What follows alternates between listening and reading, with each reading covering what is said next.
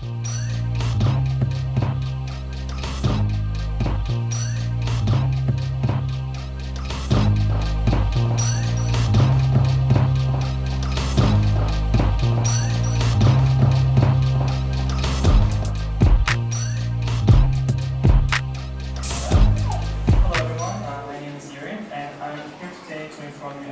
about a new topic in science. Where did the human race originate from? Do we all come from the same place? And if so, where is that place? And after a lot of research, starting in 1869, from Swiss biologist Friedrich Meister, who first discovered the human DNA, 6 decades later, group of scientists were fully able to sequence the human DNA, resulting afterwards in decades of genetic research. This research led us to a lot of information about how the human DNA is composed, and we found out that the human DNA is actually composed of 46 chromosomes, which couple together to create 23 pairs. One of these 23 pairs is composed of the X and the Y chromosome in males, or the X and X in females. For this study, we will be focusing on the Y chromosome, which is only available in males, because it has a lower mutation rate and it takes much longer to mutate than means. And that means that it also makes it easier for the scientists to track back how long ago the mutation was made and what made it mutate. Mutation is basically an event that occurs when in certain instances, such as when the environment changes, when the human metabolism changes, and even when the psychological state of the human is different. Multiple institutions all over the world are researching and testing individual DNA. Some of these include 23andMe, National Geographic Genographic Project, the Cornell University, and more. After studying a lot of different people from all over the world, our researchers have discovered a great diversity in mutations.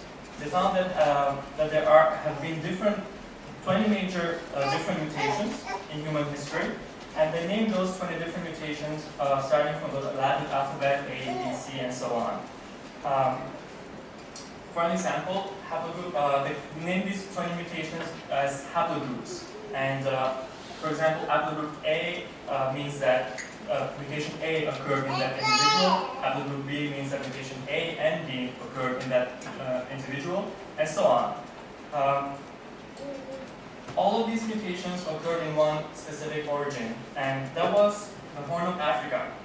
That was because a lot of these mutations trace back to us after all this research to the same location, and that was also where haplogroup A also only exists in that specific location, which means that this is where the whole mutation process started from.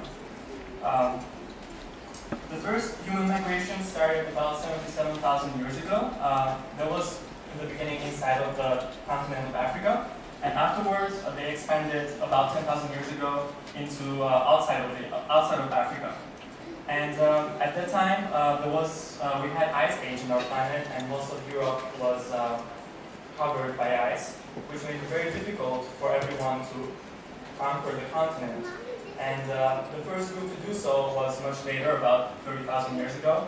And these were people from the haplogroup E, and of course that's after A, B, C, D, and E. That's quite a lot of time afterwards.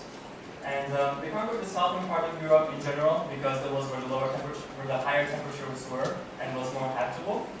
And they were also the first ones to have fair skin, to develop fair skin because of the lower sunlight intensity, which led to them needing more vitamin D, very important for bone development. Also, the scarcity of meat was another reason, and that led to the development of agriculture, which expanded to all over the world afterwards. The second group that invaded Europe at the time was haplogroup I, and that was about 20,000 years ago. And it later separated into different groups, two different branches. The first branch went to Northern Europe, Scandinavia, and it actually has been related to the Norse ethnicity and Germanic culture and the Vikings. The second group went to the south, and where today's mountains of Dalmatia are. The third group that conquered Europe was at a much later time, about 5,000 years ago, and continued until later on, until 1.5 thousand years ago. And it came into two different waves, and from two different locations. These people were the first ones to domesticate the horses, and that made it very easy for them to conquer the whole continent. And they were also first to develop fair and red hair, with blue eyes too. They were very aggressive people, and every place they conquered, they would basically kill every male person in that location, so they could dominate. So this third group of people, the R haplogroup, is divided into two different semi-haplogroups, which came from two different locations. The first one came through Turkey, Anatolia, and went all the way to Western Europe about 5,000 years ago. And they brought languages that we use today, such as the Latin languages, Indo-European languages in general. The second group came through the Pontic steppes in Ukraine, today's Ukraine, and conquered most of the Central and Northeastern Europe, and it's associated with the Slavic people. These three main migration routes, combined with multiple other smaller ones, have contributed to a very diverse population, not only in Europe, but all over the world. This is the current state of Europe's diversity in population. The information that I have presented today, hopefully, is actually being continuously updated and polished more and more by scientists.